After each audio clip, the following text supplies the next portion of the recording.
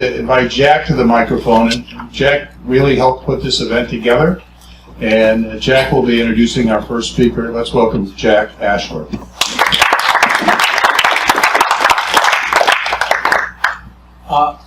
I'm glad that we were able to find this beautiful place to have a meeting. The man in the back, Mark, he set us up with this beautiful environment, and we are so grateful to be here in Irvine. There's many places we'd like to be in America, but there's no place like Irvine. It's like one of the happiest places on earth, right? You think you're right in Disneyland when you come to Irvine. Anyway, I would like to introduce our first speaker, Frank Kaufmann. I could say a lot of things personally, but I'm going to read just some simple things instead of going on for about a half an hour about how great he is. Dr. Kaufmann, a Vanderbilt PhD, has played a central role in religious dimensions of international affairs for over 4 decades. He was involved in Gulf War negotiations, Israel-Palestine relations, India-Pakistan relations, and more. He served in refugee camps in Croatia and in Eritrea-Ethiopia border, and engaged revolutionary centers of the southern Philippines, northern Sri Lanka, and elsewhere. Dr. Kaufmann is the editor-in-chief of the popular and reliable New World Encyclopedia versus Wikipedia. As editor of the scholarly journal Dialogue and Alliance, he raised it to be named in the top 10 religion journals by the American Theological Library Association. Dr. Kaufmann is the recipient of several peace and academic awards. In mid-2020, Dr. Kaufmann founded the Settlement Project, arising from the urgency to arrest the progress of domestic and international enemies of American unity, values, and culture, and to prevent the disintegration of political and social stability in the U.S. and internationally. Dr. Kaufmann holds that the God-human relationship is the basis for our freedom and for the pursuit of happiness. Let's welcome Dr. Kaufmann.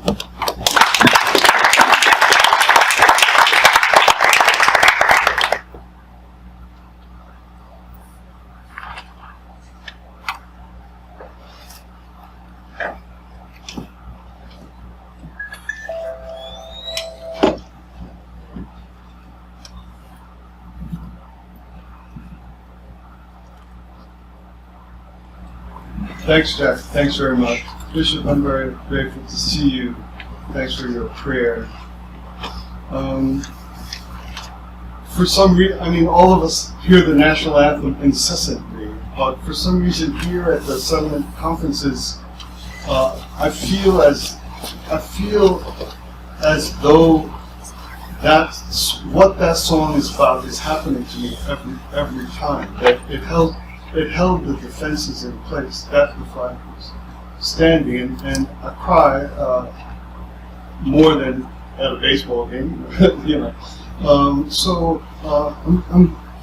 second thing I'd like to say is thank you all for coming, but more than just thank you for coming, thank you for your lives and what you do.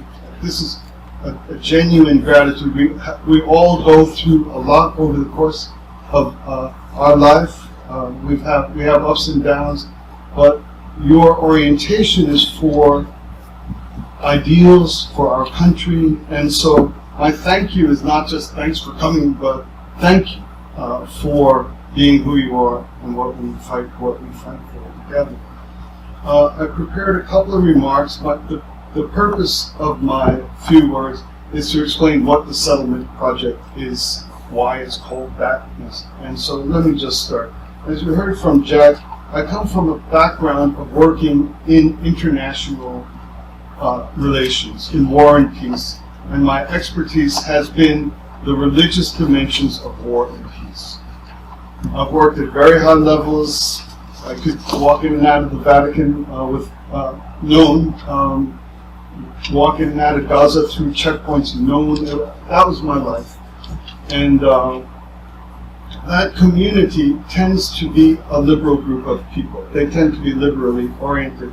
They aspire to be established in the United Nations, and they have an ethos and a mentality that is global in orientation. But for some reason, by God's grace, I would have to say, I myself am an American patriot. I'm a moral, constitutional, conservative American patriot. So I'm an oddity in my roots. But the good thing about it is that the resolution of what we must do to protect our nation and our mission, America's mission to the world, requires the same types of skills and capacities, is to learn how to transcend conflict and division. And so it's a blessing that my roots have involved me in the subtleties of conflict resolution. And I'll point out why that's important in a moment. I personally believe that the United States of America was founded by God. It was founded by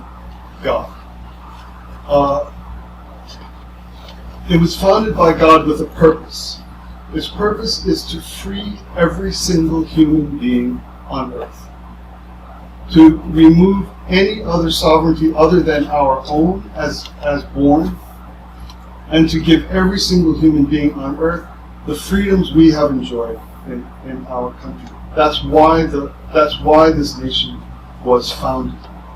I believe God protected the revolutionary, George Washington and the revolutionary forces. It is impossible for those forces to have prevailed without the protection of God. This is my view. I believe God intimately guided the framers and founders to design our political system. This is just my point of view. What was provided with the success of the revolution and the establishment of our country, I believe, is sovereignty, divinity, because the rights are identified as given by God: the right to worship, the right to speak, the right to gather. It's declared as given by God. It doesn't come from any other place.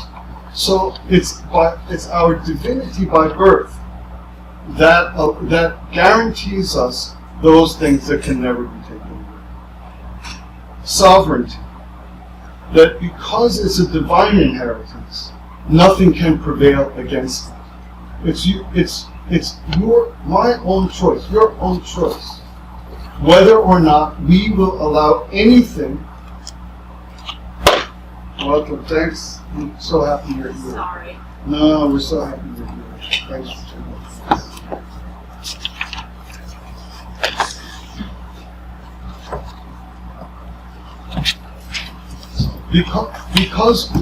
Because these rights are given by God and our sovereignty is given by God, it's our choice whether or not we care to allow anything to prevail over against that. But we need never. We have sovereignty, we have freedom. The reason why we have freedom, I believe, is to manifest divine fruits and for our full creativity, to care for our brothers and sisters and lift every single soul out of oppression and tyranny. And equality.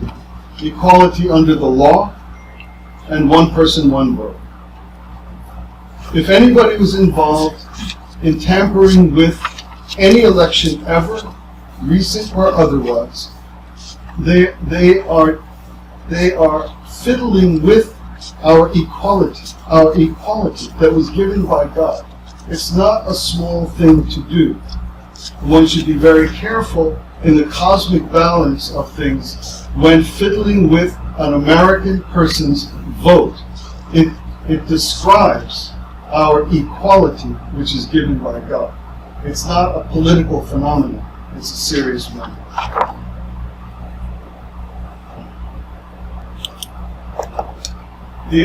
The enemy, I believe the enemies of America, both from within and from outside America are the enemy of each person on earth. They're not the enemies of America. They're the enemies of people. They're the enemies of the Africans who will one day have a prosperous and free nation like this. They're the enemy of the people in Thailand. They're the enemy of the people in Chile. You name it, the people who are hostile to America are hostile to the people of the earth. That's just for you. We don't dislike them. We don't dislike them because we hate them. We dislike them because they harm our brothers and sisters. That's why we do what we do. They harm innocents and defenseless. They exploit disadvantaged and marginalized people. They threaten the lives of the unborn and the most defenseless of all. So it is not just an ideological or political affair. Our concern is moral. They exploit minor and insignificant superficial differences of characteristics of skin color. And we in our country, we fought to rid ourselves of that. And to reintroduce division among us is to harm every person who gave their lives on both sides, right? On both sides, black and white, left and right, tall and short. By reintroducing identity politics into our good country is harmful to other people. It's harmful to those who have fought to make America a beautiful place of opportunity. I believe that in the period from 2016 to 2020 was a period in which the new face of the radical left became evident and exposed itself. I believe the rhetoric of our president in that period of time, President Trump, was simple, straightforward, and easy to comprehend. It was a direct and simple account of what American patriotism is, and because it was uncomplicated, the enemies of that simple design of how to live as an American, to love God, to respect my parents, to raise my children properly, to educate people to have opportunity, the simplicity of the message exposed precisely what was hostile to that. And so a new face of the radical left exposed itself in these past 4 years. One of the aspects or dimensions, am I going long? Okay. One of the aspects or dimensions of the new face of the radical left is that it has both a Pacific dimension and an Atlantic dimension. The Atlantic dimension comes from the Christian culture originated Marxism-Leninism that established itself in the Soviet Union, and with the fall of the Soviet Union, reworked itself under European philosophical traditions and infiltrated the United States as a neo-Marxist, post-Marxist, cultural Marxist, whatever type of name you want to give, out of the redesign of Marxism, infiltrating the United States out of its original European Christian roots. The other side of, you might call it neo-Maoism, that America developed a second center of power over the course of its history. And that second center of power is on the West Coast. It's Hollywood, it's Las Vegas, it's the tech sector, it's the etc. That is the face of the American West. And the CCP has its primary tentacles. They have worked successfully in the American political system, which is East heavy. Yes, they have. But their real tentacles are in that newly emerging source of center of American power. Media, entertainment, the Western face of America. So the nature of what has been called Marxism in China, or Maoism, it's not European Christian version of Maoism. So this is a new face of a hostile Marxist or Maoist assault on America. So we're facing two types of attack on our values and our ideals. So the settlement project was founded to serve and support all defenders of American values in the institutions that have been infiltrated. These include faith and family, our churches and our families. The whole gender thing is an attack on family. Education, the attack on every level of education, from pre-primary to university level. Media, both news and entertainment. Big tech and social media. Electoral politics and political activism, one way. And corporate boards and culture. All of these have been infiltrated. That's why we are a multi-form group. Okay. Good. I'm pretty close. I may need a few extra seconds or a minute. The settlement project exists to serve and harmonize people of good. That's what it exists to do. Serve and harmonize people of good. The left has the advantage of harmonizing itself to win by all means. That is a strong advantage. And that's why there are periods in which the radical left dominates. But sooner or later they eat their own. The radical left, sooner or later they eat their own. That's the advantage of the right. Yes. But the weakness of the right is that it does not have the wisdom to harmonize on the front end. To win by, we can't win by all means. We can only win by the effect of Christ-like goodness. That's our only option. But we can harmonize, and that's what we fail to do. I'm a little over time. Let me just quickly talk about the mission of harmony, and then I'll conclude. There's three kinds of disharmony. And we on the right, because we need to become one, we need to become one. Because the left does harmonize on the front end and will win by any means. So we need all the defenses we can. Harmony, the lack of harmony on the conservative or on the right or on the godly side, there's three kinds. One is silos. Silos. They're not evil. They're natural. They're disciplinary. We have a pastor. We have an elected official. You know who you know, unless you're in his church. But the silos, they're normal, they're natural. But we have to get to know each other. We have to get out of our silos. The settlement project, that's why during the coffee you'll meet somebody who's almost everyone is from a different universe here. And we're all the same in our pursuits. So silos. Historical culture and religion, that is a problem. That's something we're not doing right. And we have to expand our capacity to trust people of other religions and other cultures.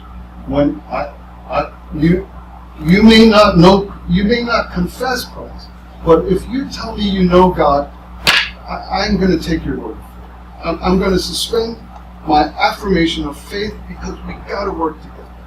The people of good. So culture and religious division, we have to work on. Silos are not an evil, but division by religion is not right. We can't afford to pursue that. And then finally, and thanks for the extra time, finally, people divide over strategy, method, and style. Strategy, method, and style. Please let's suspend that. And tactics. Please let's suspend that on the right side, on the good side. And so all we want to do with the settlement project is help us out of our silos, help us learn about one another, of different faiths and traditions and cultures, and see the passion for American freedom in every kind of person. Last time we had Uyghurs and Muslims, and we can't demand that they be exactly like us when we're in a fight for our values. And And then the other thing is that really a big thing that happens on the right side and on the godly side and on the good side are the minor differences in strategy and style and tactics. We immediately divide against each other. We don't want, let's give each other room that we need let love prevail. Okay, let love prevail. On that one. He shouldn't tweet so much, or he should tweet more, or whatever. It's okay. At least stay close together with one another. So that's what Settlement Project is. It's a service and the effort to get us better bolstered against a community that is essentially rooted in the dislike and resentment of God, I believe, and will harmonize and is committed to win at any cost, sacrifice anything to win. That is a very formidable enemy, and we can't afford to persist in our small differences. And we don't have the luxury for that. Okay, so I spoke over, and I apologize for that, but I'm grateful for all of you being here, and I pray that we can go forward together and win step by step.